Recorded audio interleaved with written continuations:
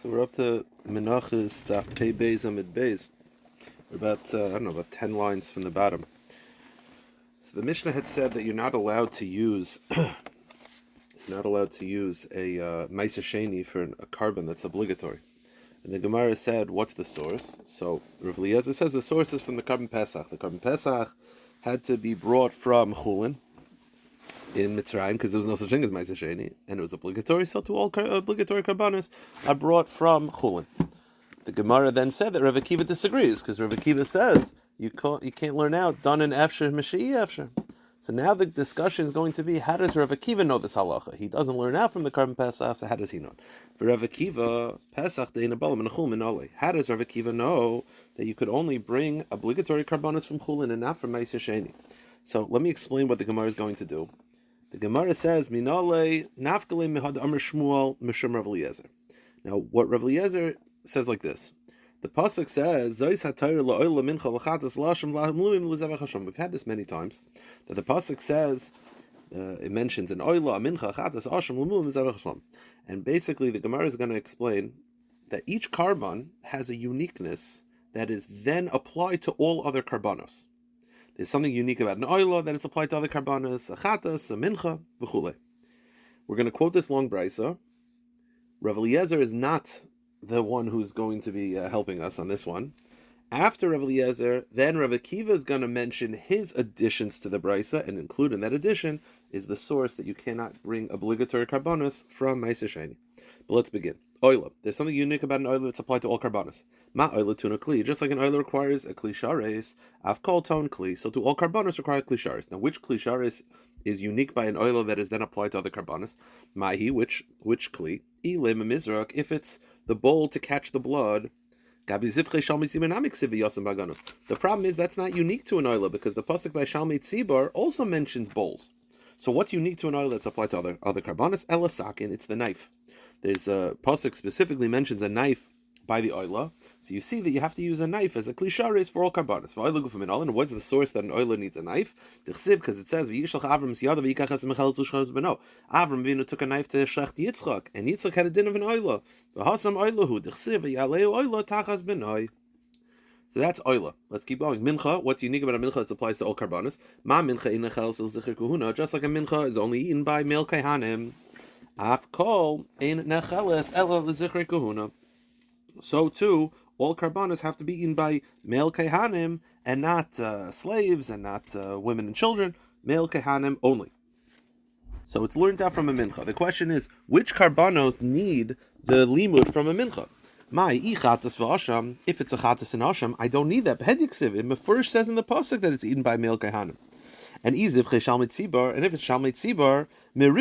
it's not mefurish in the pasuk, but there's a drasha. The drasha says, "Bekodesh kadashim teichlenu kol zacher yachaloisai." So I already know chatas and asham is mefurish, and zivche shalmei tzibar is learned out from this drasha. So what do I need a mincha to teach me for? All karbanos are already accounted for. So the Gemara says tanoihi. The truth is, it's a machlekes tanoim. Whether zivche shalmei tzibar must be eaten by. Everyone agrees Zivchei Shamei Tzibur must be eaten by male kehanim. The question is, what's the source? One Tana, Rav Eliezer, learns it out from a mincha, that's our brisa. That other statement that it's learned out from the riboy of the kra, B'kodesh kadashim techlenu, that's a different Tana. It's a machlekes tanoim. Some learn out from here and some learn out from there. Chatas, keep going in the brisa. What's unique about a chatas? Ma chatas, mekatsha beblua, just like a chatas has a din of belua. What that means is, if I have a hot chatas and it touches a piece of bread, the bread absorbs the chatas, and now the bread has the status of the chatas. And the same way, the chatas has to be consumed by male kehanim only, so to the bread. The same way, the chatas has noises, so to the bread as well. So that's learned out from a chatas, and it applies to other karbanos as well. Asham, what's unique about an asham? Ma asham ein shver v'shil yikadosh boy. Just like an asham, the halacha is that the fetus, if you open up an asham and you find a fetus or amniotic sac, it's not kadosh. Afkol in shri v'shil kadosh by. Now, how do I know that it's not kadosh by an asham? I'll tell you why. Because an asham is male, and it's impossible. So just like an asham does not have the halachic status of a fetus, meaning if you find the fetus inside the asham, it's not kadosh, and a person and it doesn't have kedusha, meaning you could eat it as a regular person could eat it. Now, how do I know this? Because there's no such thing. And this is Rav Eliezer L'Shitasai that learns out possibilities from impossibilities. Therefore, even an animal that is female, a different carbon that is female, that could potentially have a fetus or amniotic sac, if you were to find an animal inside, it's not kaddish, it's learned out from an asham. Kesavar, the conclusion of Rav Eliezer is vladis kadshim bav yasin and kadoshim, that when an animal gives birth, they only become kaddish when they're actually given birth. Meaning, if you have an animal that's pregnant and it gives birth, when the baby is born, it becomes a carbon. But if you were to open up the animal inside and find the fetus inside, it's not kadosh. Why? Darin efsher misha'i efsher, because we learn out from an asham, which is impossible, because it's a male, to animals that are possible. Meluyim. Meluyim means the inauguration. Ma meluyim meisreim b'sreifa ve'in balichayim meisreim b'sreifa. Avkol meisreim b'sreifa ve'in balichayim meisreim b'sreifa. What it means like this. In Karbonis terms, there's two different categories of noiser. One is where the animal have the leftover meat past the expiration date. That's called noiser. That's what we usually term noiser for. And that is burnt. There's a second type of noiser, and that is, what if you have an extra carbon? Meaning, I lose the carbon, I replace it, and then I find the original. That extra carbon is also noiser. So you might think that that's also burnt. Kamash Malan, no, it's not burnt alive. Rather, you let it get a blemish and then you sell it. How do I know that one noiser is burnt, i.e. the extra meat, and the other noiser, the extra animal, is not burnt? It's learned out from the inauguration. In the inauguration, they had extra meat, but they never had extra carbonis. There was no backups. There was no excess carbonis because they never had mess-ups. So you learn that from the miluyim, just like the miluyim had a halacha that you had to burn the extra meat. And the only type of extra meat, the only type of noiser was extra meat. So, but if you have extra living animals, although they're also called noiser, they're not burnt because there was not that didn't happen by the miluyim. So to all carbonos, if you have extra meat, then it's burnt. But extra carbonos, like an extra living animal, they're not burnt. Shlomim, what's learned out from Shlomim? Ma shlomim mefaglin umispaglin, afkol mefaglin umispaglin. Just like the shlomim, the source of pigel is learned out from a shlomim, but just like a shlomim has mefaglin umispaglin, what this means is Rashi and Zavachim explains, in order to have pigel, you have to have two components of the carbon. You have to have a matir and you have to have a nitar. You have to have something that's matir and something that becomes permitted. So, let's say the average shlomim, you have blood, that's the matir, and when you do the avodah of the blood, then you could eat the carbon. That's the nitar.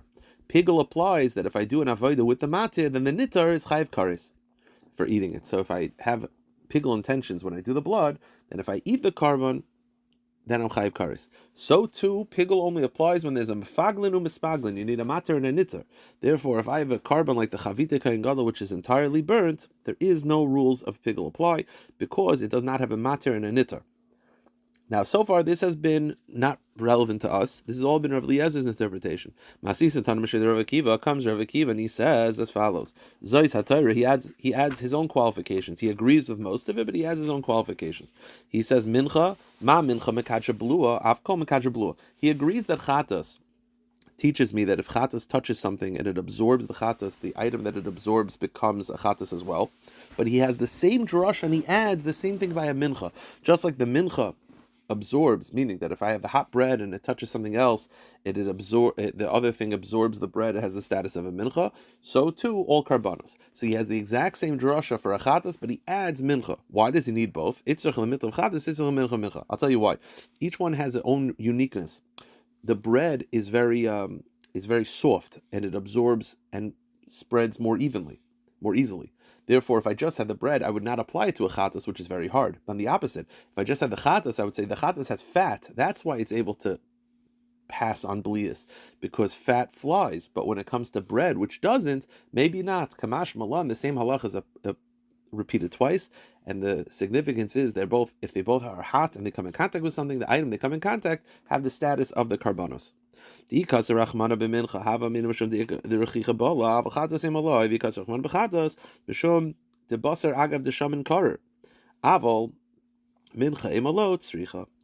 Chatas, what does he do with the chatas? Taisus points out, although he does agree that chatas is meant to teach you belua, he's able to learn other things from chatas as well, for whatever reason.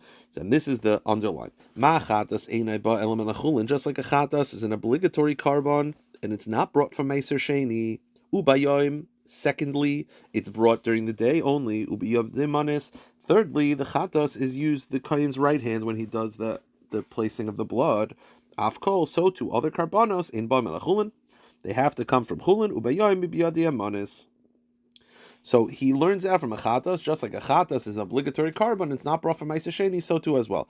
Now, how does he know from a chatas? Chatas gufa minolan. How does Rav Akiva know that a chatas is brought from chulin only? Rav Chizd Amar Kra v'hikriv Aaron is parachatas asher loy mishaloi v'shal Ma'aser. The pasuk says that Aaron brought his chatas, which implies that he spent his own money and it was not Ma'aser Sheni funds. Very good. So that's the source, and that's the whole daf has been leading up to this. How does Rav Akiva know that obligatory karbanos cannot come from Ma'aser Sheni? Because he learned that from a chatas. Now, the other things he said about a chatas is that it also is the source that karbanos have to be brought during the day and using the right hand. The problem the Gemara is going to point out is that we already know this, and therefore the Gemara is going to say omit those lines. Bayom, the fact that a carbon is brought during the day, mibeyom tzavaso nafka, isn't that learned out from the words beyom tzavaso? So it's not learned out from a chatas. Don't I already know that from that pasuk? The answer is kedin but you're right, that part of the chatas was unnecessary, take it out. Biyadi amanis, the chatas also teaches you it has to be using the right hand. I already know this. Midrab rachana nafka. Dam rab rachana or rishlagish, call makom shenever etzba ukahuna and yamin. Anytime the pasuk says etzba or kahuna, it means right, and each carbon says etzba or kahuna. So I already know that it has to be the right hand. The answer is kedin but that's also unnecessary, take it out. Asham, what's this? What halacha is unique by an asham that's applied to all karbanos? Ma'asham atzmasam maturim. Just like the bones of the asham are permitted, they don't have the status of a carbon, and there's no isser of meila of benefiting from the bones. Afkol atzmasav maturim. So too karbanos, all karbanos as well. The bones are not considered a part of the carbon. Now, the Gemara had said like this: if you understand the flow, what's the source that obligatory karbanos cannot come from Ma'aser Sheni? So Rav Eliezer learned it out from Pesach. Rav Akiva learned it out from Chatas. So Rav Akiva, Hai v'zavachta Pesach, go to the next page, my Avidle. What does Rav Akiva do with the words of zavachta Pesach? Which Rav Eliezer learns out that it has to be from Chulin. Rav Akiva already knows that from a different source. So the Gemara says, Miboy lekid Rav Nachman. He used it for the teaching of Rav Nachman. Rav Nachman Rav Avua, Menayin l'moiser Pesach shekar shlomim. How do I know that if I have a residual Pesach, now this could be an extra Pesach. Well, how can you have an extra Pesach? I set aside too much money for the Karban Pesach, extra money turns into a shlomim. Or I had a Karban Pesach, lost it, got a replacement, found the original. The extra one becomes a shlomim. Meaning, how do I know that when a Karban Pesach is not being brought as a Pesach, it becomes a shlomim? Which is the same pasuk we had in the Mishnah, that it says from yesterday, that it says the Karban Pesach for a tzayin ubakar. What do you mean bakar? Bakar is cattle. A Karban Pesach is never brought from cattle. The answer is, if a Karban Pesach is extra, it becomes a carbon that is associated with cattle, i.e. a shlamim. So the Gemara says, so Rav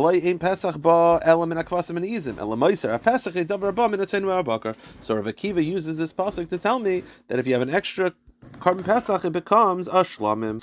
So the Gemara says, so this extra pasuk is telling me that if you have a Karban Pesach that's not brought as a Karban Pesach, it becomes a shlamim.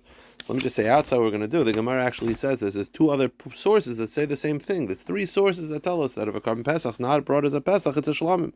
It's learned out from Avu Deshmul. If it's a tzayin, then it's a shlamim. What do you mean it has to be a shlamim? A shlamim has to be a tzayin? No. It means im min atzayin. If it's the Karban Pesach that's normally brought from a tzayin, it becomes a shlamim.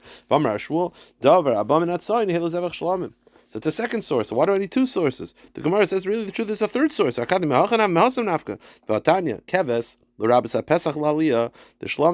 by the shlamim, it says the word keves. So that's include a Karban Pesach that its fat tail is burnt. Im keves. What is the extra im? It's lavi pesach shavar shnasai. If you have a Karban Pesach who's too old, it's past a year old, so it's no longer eligible.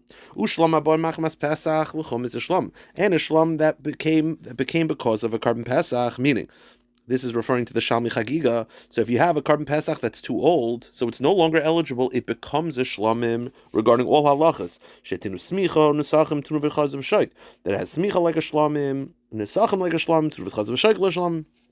And the imeis is hifsika Indian limit al eishin and ton elia. And the imeis just tells you that a goat, you don't have to burn the fat tail of a goat. Fine, that's not so important. But the point is that you see over here three sources telling me that if a Karban Pesach is not brought as a Pesach, it becomes a shalom. What do I need three for? Tlasa kruksiv. The answers. All of them are telling me the same thing. One is l'chad la'avrizman of Shnasa. One is if the Karban Pesach is too old, so it's no longer eligible, and it's past Pesach, so it's past the calendar date. Chad laver zman v'lo aver shnoso. One is if it's past Karban Pesach, so it's past the wrong date, but it's not too old.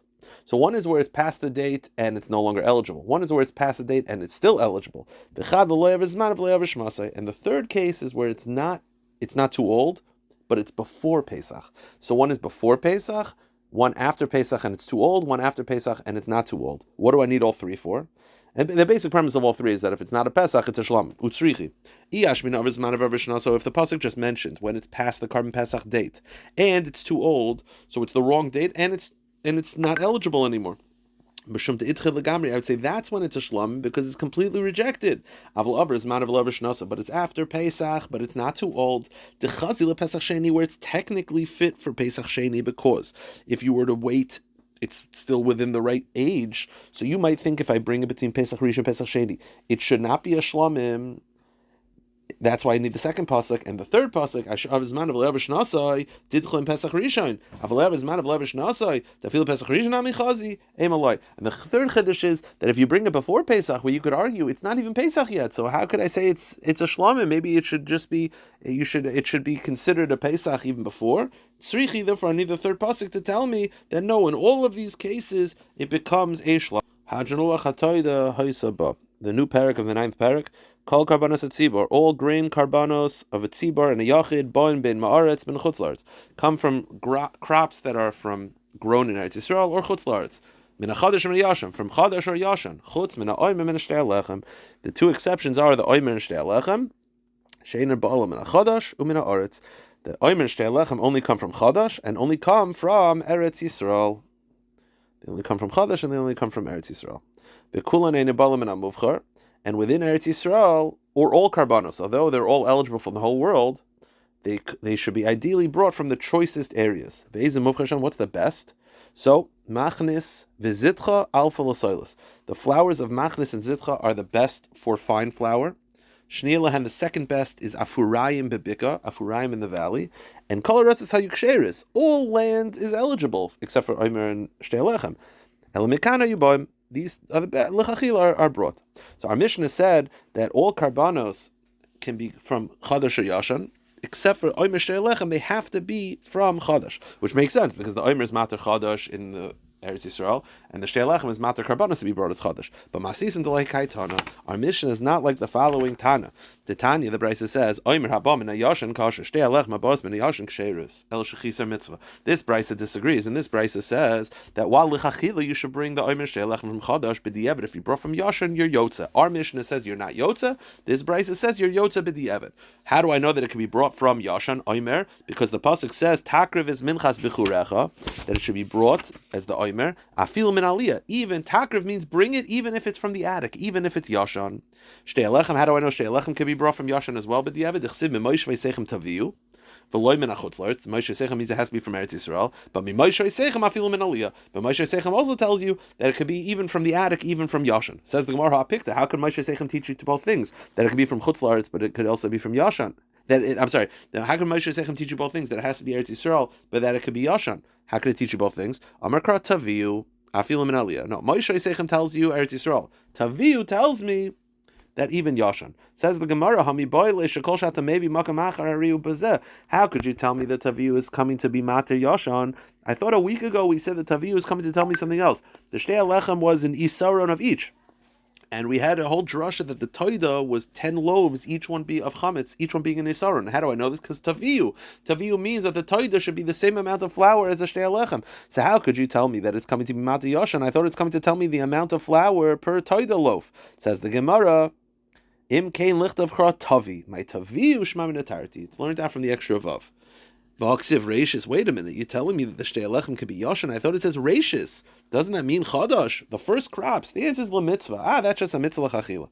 I v'aksiv chadasha, but doesn't the shtei lechem also have to be chadash? How could you say it could be brought from yashan? The pasuk says chadasha. The word chadash is coming to tell you something else. Rav Nasa and Rav Akiva amru shtei lechem abos min hayashan ksheris. Rav Nasa and Rav Akiva say that the shtei lechem is brought from old crops. It's kosher. B'di'evet uman meksiv mekayim chadasha. What about the word chadasha? Shetei chadash. It means that it's mater chadash for other karbanos. Not that it has to be chadash itself, but this allows chadash to be brought for other karbanos. That's what chadasha means. I will stop here.